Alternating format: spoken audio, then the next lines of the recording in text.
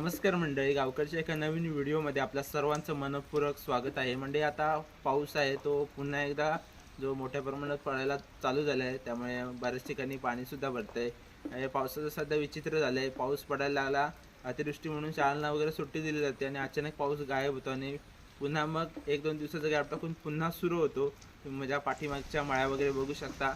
आता जे पाणी आहे ते पूर्ण भरलं आणि आपली जी भातशेती लावून सुद्धा बरेच दिवस झाले, त्यामुळे आपली भातसुद्धा चांगल्या प्रकारे आता त्यांची वाढ होते. तुम्हाला या व्हिडिओमध्ये पाठी दिसत असेल. तसेच आता आपल्या इथं चिखल नांगरणी स्पर्धांचा हंगाम सुरू आहे, त्यामुळे मोठ्या प्रमाणात नांगरणी स्पर्धा चालू आहेत. त्याच्या निकालाचे व्हिडिओ वगैरे आपण आता अपलोड करतोय. तशीच चिखल नांगरणी स्पर्धा म्हणजे कोकणातील आपल्या इथली पहिली मोठी चिखल नांगरणी स्पर्धा 21 तारखेला होणार आहे.